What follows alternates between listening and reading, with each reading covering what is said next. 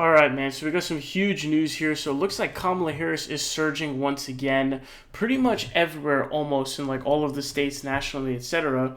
So what we're gonna do is there's a ton of new polls out. We're gonna go poll by poll, really trying to focus on the shifts even more as opposed to what the current numbers are because it's not really as important.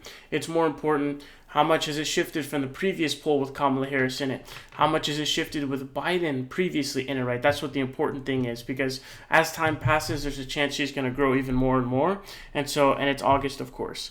So we're going to go through a bunch of polls and look at these changes and everything that's going on. So starting out here, we got this first poll. So Redfield Wilton, they're actually a D-rated pollster, so pretty low. They have a likely voter poll where Trump is +5, so he's up 48-43 in the state of Florida. In the previous same poll, so one-to-one comparison, Trump was +8 in the poll, so that means she's made 3% ground. And of course, I think they're definitely underestimating Kamala Harris's percentage in Florida in this poll.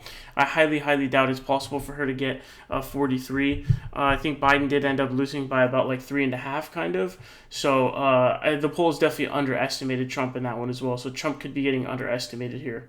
But huge boost, of course, in Florida. I mean, it's absolutely massive. Another boost, so we got Big Village, their C-rated pollster. 1,500 likely voters. This is brand new, fresh, 818. So their previous poll had Harris +3, and then their current poll now has Harris at 46% to Trump's 42%. That is a 5-point lead. I think they're doing some rounding here is why they would get the 5-point lead. Otherwise, here it looks like 4. But there's probably something being rounded up here, either the margin or one of these numbers. So again, we can see a 2-point shift in the poll numbers in this Big Village poll for Kamala. By the way, anytime you see a name like Big Village, I always wonder, like, how big really is the village? You know, that's always the question. But again, super important to see these kinds of boosts happening. Another little boost. We got a New Hampshire poll. Biden was kind of doing not so great in New Hampshire, actually. But this poll, Harris is +7, Harris 51, and Trump's 44. The previous poll was Harris +6, so she's still making some ground. And these are registered voters, and sometimes it looks like the Democrats actually are doing better in likely voter polls and registered voter polls. It's kind of weird. Then we have this Wisconsin poll coming, this huge shift right here, right? Redfield Wilton, again, the D-rated pollster, likely voter poll from 815. So the previous poll had Kamala and Trump at a tie. Okay, that was the race. Now Harris is up by 4 points. Now, they have some kind of low sums here. I mean, it only sums up to 92%, which is low. There's still 8% outstanding. I think Harris gets more than 48% of Wisconsin, but Trump definitely gets more than 44. So I think they're underestimating Trump by at least like 2 to 3 points at bare minimum, but possibly more. But nonetheless, I think they're also probably underestimating Harris by 1 to 2 points. And so this is a 4-point shift from the previous poll. Again, super important to look at what's going on with these shifts. It's a huge poll, obviously, of course, in the state of Wisconsin. That's not a shift poll. We'll look at this SoCal poll here. But we have these swing state polls being dropped by Redfield Wilton. So they have Harris up by 4 points in the Wisconsin race. They have Harris up by 2 in the Pennsylvania race. They have Harris tied with Trump in Georgia. In Minnesota, she's +7. And then in New Mexico, she's up 6. So pretty large leads, and then hugely, as you can see here, she's tied in Georgia, which is absolutely massive. Huge. I'm actually bigger on the Sun Belt than I am the Rust Belt this time around. I think the polling areas that you can expect are much less. They're more diverse areas. So I think I trust them more. So now we can move kind of to the aggregate as we've looked through those polls, right? So when we look here at the aggregate, she was actually kind of falling off a little bit. So she went down from 2.9 to 2.6, 2.5, and then now she's back up to 2.9 points again. So there's a surge going on. So here's the SoCal polls. This is pretty crazy. So this is actually sponsored by a Republican. So I don't know how much of a difference it makes when a poll is sponsored by a Republican. I think what's more important is whether or not the pollster is actually somebody who is biased in favor of one of the parties. For example, if you have a Rasmussen pollster, right? I'm not exactly sure if Rasmussen, I guess, is carrying out their own polls, but when it's sponsored, basically a poll sponsor, to my understanding, is they're just paying a pollster some polling outfit to just carry out their poll because they don't really know how to do it. You go to the specialist So just the fact that it's a sponsored poll doesn't necessarily mean it's going to be more biased or anything like that, at least to my knowledge, unless they have some impact on how the poll is carried out, but I'm not aware of that.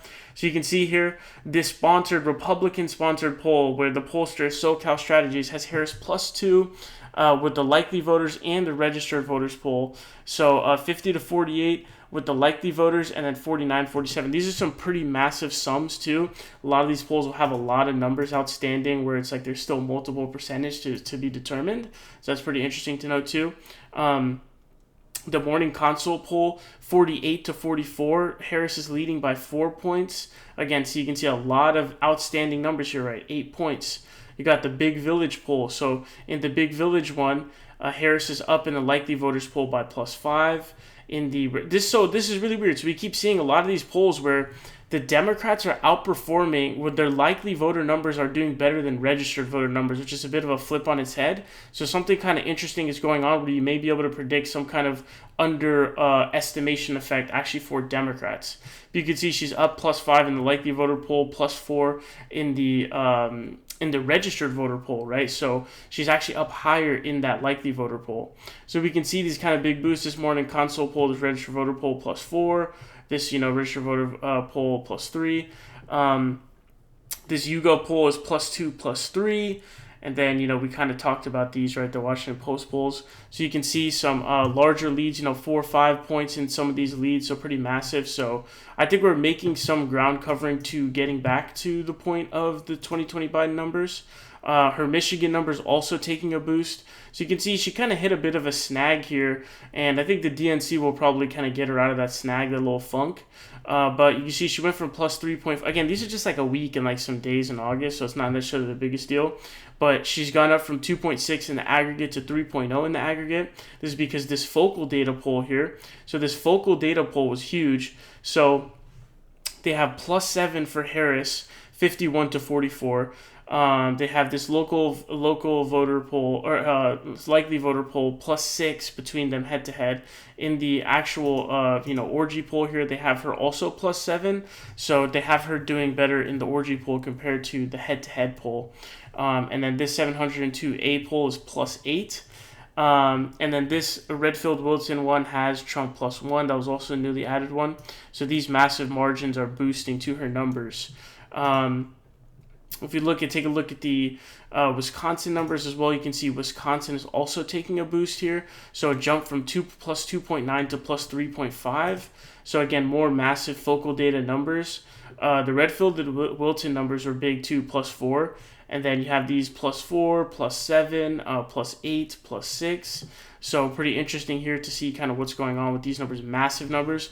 To be fair, there's no way that Kamala Harris is going to win by 6 or 7 or 8 points. But if we want to get back to the poll numbers of Biden 2020, you're going to have to get like kind of these outlier polls to kind of boost up the numbers.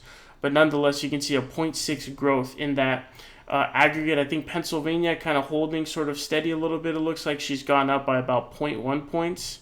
So this is the one where focal data is only +1, +3, and then even in these polls, and insider advantage is a +2. And I think there's a question as to kind of how they lean. Georgia appears to be taking a little bit of a turn in favor of Trump here. So you got the +4 poll for focal data for this likely voter poll with everyone in it. The registered voter poll, Trump is +1.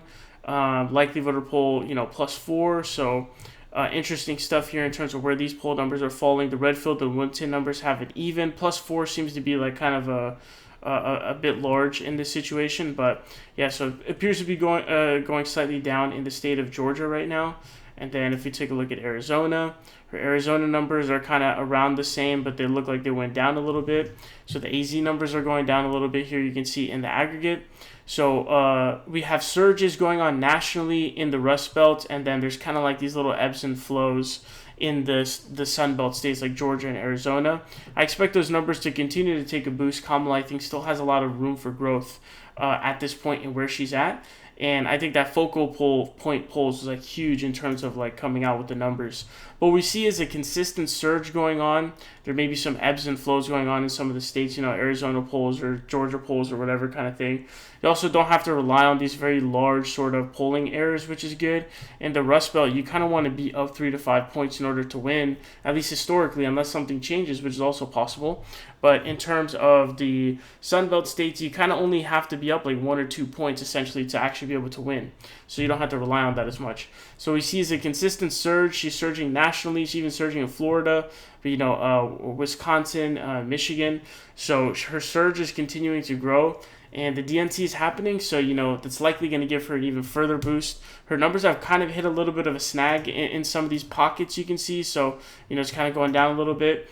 But it's like a couple days basically, so it's kind of hard to model. It's kind of like one poll determines everything. Sometimes it's not even a new poll added, it's just kind of like something else is getting removed. So really interesting stuff to watch. I'll definitely keep you updated on the polls, but Kamala is definitely surging in a lot of these polls. And it seems to be a pretty clear trend in many different areas nationally or on a sort of state basis.